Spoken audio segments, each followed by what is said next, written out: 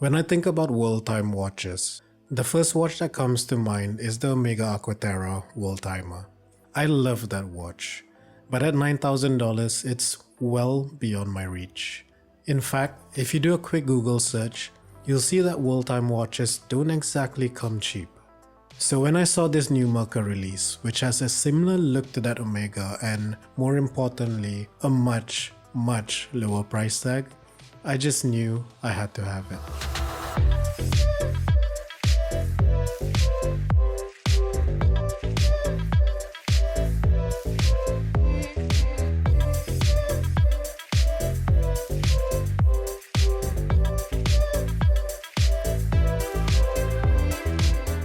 You can get this watch for $129 from the Merkur official store on AliExpress.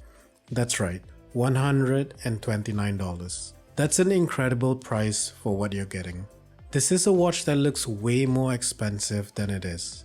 For perspective, that's 1.5% the price of the Omega.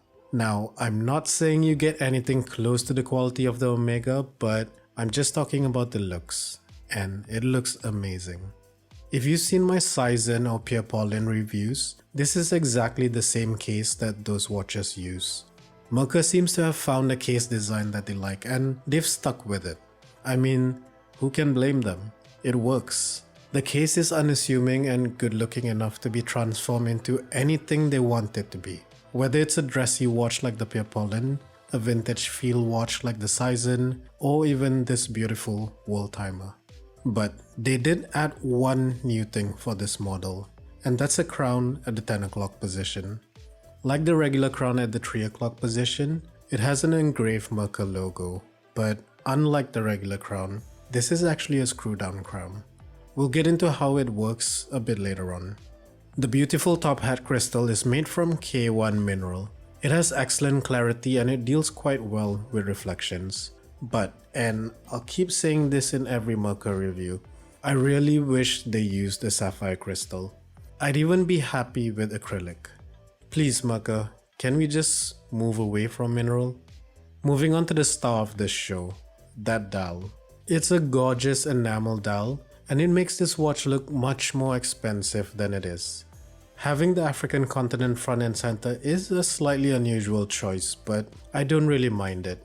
After all, that's where modern humans evolved about 200,000 years ago.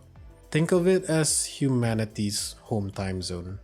They've also managed to fit the Middle East in the top right corner, so that's a nice touch.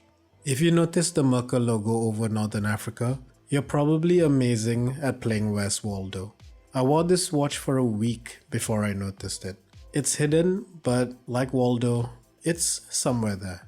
The indices are raised metallic dots on a glossy black ring. It makes it look like the indices are floating over nothing. I really like that effect. Like the indices, the hands are very well finished. The polishing is almost mirror-like, and there's even a capped second hand.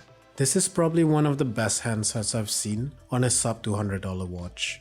The high polish does make the hands disappear in most lighting conditions, but this is one of those watches you'd stare at, think, wow, that dial is beautiful, and forget to read the time anyway. So there's that. There's also no second hand, so there's no visual cue to show you that the watch is running. I had to wind the watch and hold it up to my ears to hear the escapement ticking. The different heights of the map, indices, GMT ring, and the inner bezel also give this dial a ton of dimensionality. That's a lot of great design choices and attention to detail for a $129 watch. The World Time bezel has city names from all over the world.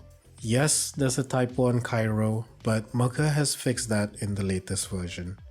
I'll admit, I spent a good 30 minutes trying to figure out how a World Time function works. If you haven't used a Worldtimer before, I'm going to save you 29 minutes. Unscrew the 10 o'clock crown and use it to rotate the inner bezel. The bezel has a smooth rotation. You won't feel any clicks, but there's some nice friction. Line up your time zone on the bezel to your current time in the 24-hour format. For example, I'm here in Portugal, which is in the London time zone, and it's 11:18 PM. I line up London with the 23-hour marker on the GMT scale, and that's it. Now I know what time it is in other cities all around the world.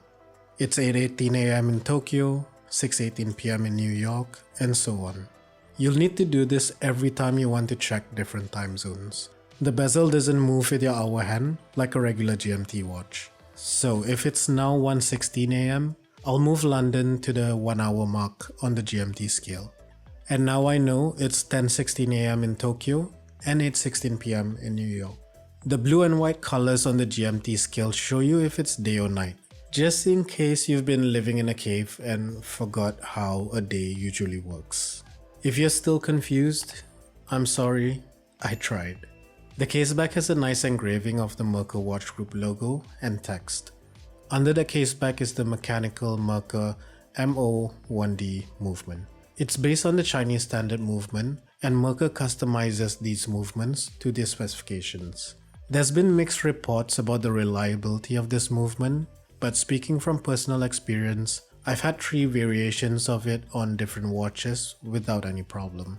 But I did notice something a bit strange on my unit. Something in the chrono movement sort of slips every 3 or 4 winds. It feels completely smooth, but you get that clicky feeling back for the next 3 or 4 winds, and then it goes back to being smooth again. If you know what that issue could be, sound out in the comments. This watch comes with this light grey suede leather strap. It's quite supple and comfortable, and it has these quick release spring bars to make it easy to change straps. It looks great and the quality is better than you'd expect, but I just love the way this watch looks on this blue sailcloth strap that I have.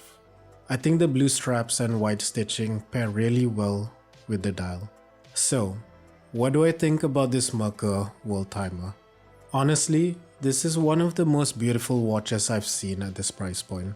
I'm still blown away by the attention to detail and design elements they use on the dial. I have to keep reminding myself that this is a $129 watch. I don't think there's anything out there that looks like this at the sub $500 price point, or even the sub $1,000 price point. Keep in mind, this is probably not something you're gonna use as a daily, but it's a watch you can pull out for those special occasions or when you just want to have fun. It looks classy, it wears like a dream, and that dial is definitely a conversation starter.